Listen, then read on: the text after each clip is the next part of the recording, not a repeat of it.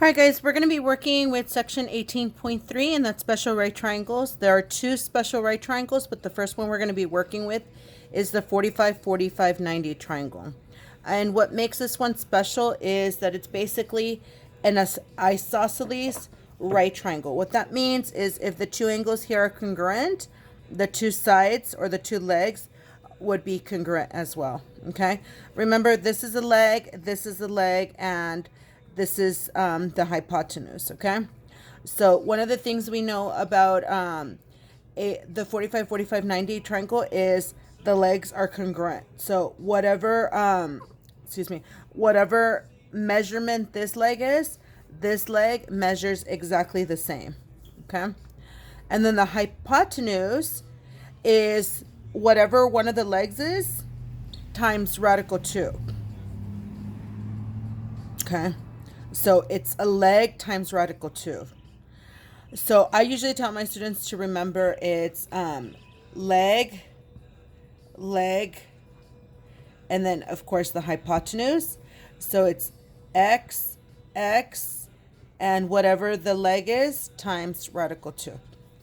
Okay. All right. Well, let's see how we use this special right triangle to solve sides. Okay. Honestly, there's very little computation. If you remember this, you can solve any special right triangle. So previously we learned the Pythagorean theorem, and I usually use the Pythagorean theorem if there's one missing side.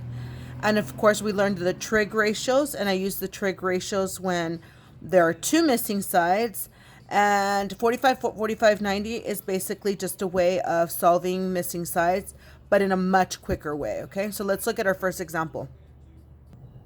Okay, the first example we're going to look at is this question that is asking us to find the length of the hypotenuse in a 45-45-90 when we are given that the leg is 5 radical 3. Okay, so one of the things I usually tell my students is write this down: 45-45-90. Okay, remember, we know that 45-45, those legs are exactly the same, and the hypotenuse is whatever the leg is times radical 2.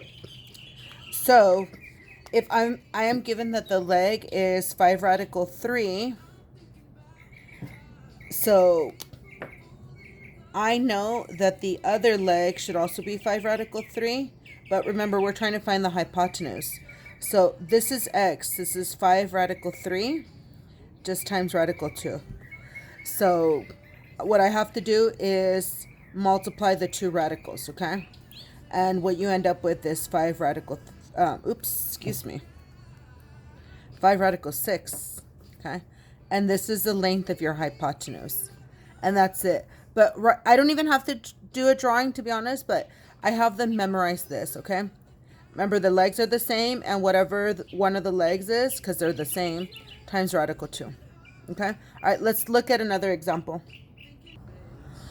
Okay, in the second example, I am basically given a right triangle, and I know this is a 45-45-90 just because if they give us one of the angles, and I know it's 90, that means the missing angle has to be 45. Well, they're giving us the legs. The legs measure 7, and they're asking us to find the value of x, and that's the hypotenuse. Remember, the hypotenuse is whatever the leg is times radical 2. But this is the leg, okay? Remember that. So we know that the leg is 7. So in this case, my hypotenuse, which is x, is 7 times radical 2. And that's it, simple. So there's really no computation, like I really don't need a calculator. I can find this really quick, okay? All right, let's do one more example. Again, here's my second example, or my third example, I should say. They're telling us that the length of the hypotenuse of a 45-45-90 triangle is 10, and they're asking us for the length of one of the legs, okay? Again, I don't need to draw a picture, but I went ahead and draw a picture, okay? So if I am given the if I'm given the hypotenuse, we know that the hypotenuse is leg times radical 2. Okay, in this case, my leg is x. So x times radical 2. but we know that it measures 10. So I'm actually going to solve for x. So what I'm going to do is divide both sides by radical 2. Okay. So what that happens is I isolate the x. So I end up with x equals 10 over radical 2. But in algebra 1, we were told that we're not allowed to have radical 2's in the bottom, okay? So what I do to get rid of it is I multiply radical 2 to the top and the bottom, okay? Radical 2 times radical 2 is actually radical 4. And what's the square root of 4? That's 2. So I should end up with 10 times radical 2, because that stays, over 2, okay?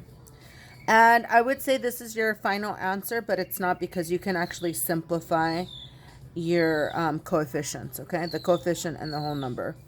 So my final answer is x equals 5 radical 2, okay? You do enough of these that you eventually see a pattern, okay? Now remember, the hypotenuse technically should have been a radical, but instead it was a whole number. So what happens is then the radical is in the leg, okay? So it just kind of switches. All right, we're going to take a look at another one right now.